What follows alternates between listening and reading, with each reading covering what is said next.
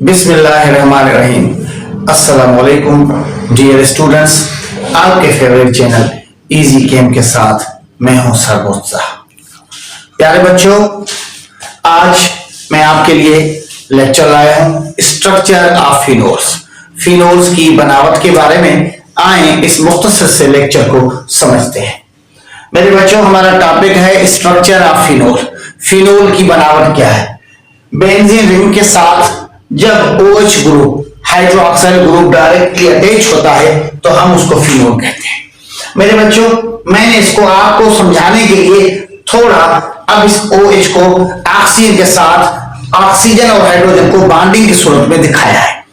प्यारे बच्चों, जैसा कि आप जानते हैं कि ऑक्सीजन के आखिरी शेल में 6 इलेक्ट्रॉन है। टोटल 8 इलेक्ट्रॉन में से 2 इलेक्ट्रॉन पहले शेल में, 6 इलेक्ट्रॉन दूसरे शेल में। उनमें से ऑक्सीजन अपना 1 इलेक्ट्रॉन इस हाइड्रोजन के साथ, 1 इलेक्ट्रॉन इस कार्बन के साथ बॉन्डिंग में उसको शामिल कर रहा है, जबकि इसके पास अभी भी 2 लोन पेयर इलेक्ट्रॉन्स मौजूद हैं, जिसकी वजह से इनके अंदर स्लाइटली बेंट आ जाता है और फिनोल की ये स्ट्रक्चर आ जाती है। उसके अंदर एंगल जो है वो 109 डिग्री हो जाती है।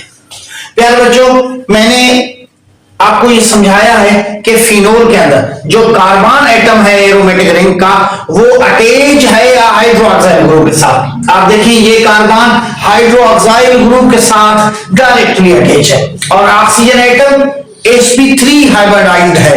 sp3 हाइब्रिडाइज्ड है। sp3 हाइब्रिडाइज्ड कैसे?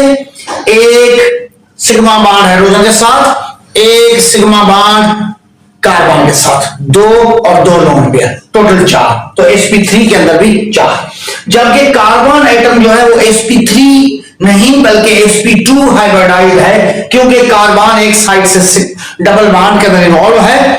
इस वजह से कार्बन टोटल 3 सिग्मा बॉन्ड बना रहा है, तो इस वजह से इधर कार्बन की हाइब्रिडाइजेशन हुई sp2 हाइब्रिडाइजेशन और ऑक्सीजन की हुई sp3 हाइब्रिडाइजेशन।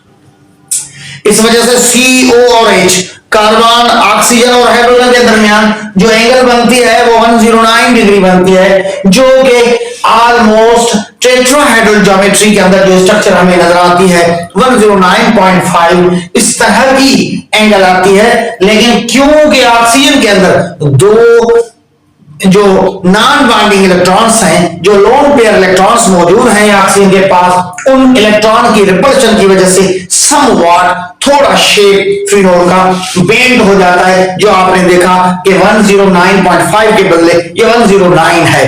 तो ये जो है वो ऑक्सीजन के ये जो non bonding lone pair electrons हैं उनकी रिपल्शन की वजह से हुई। बहरहाल ओवरऑल ये है फिनोल की स्ट्रक्चर, जिसको हम टेट्राहेड्रल बेंड शेप कहते हैं, और इनके अंदर जो एंगल है C और O और H के दरमियान वो 109 है। Thank you very much.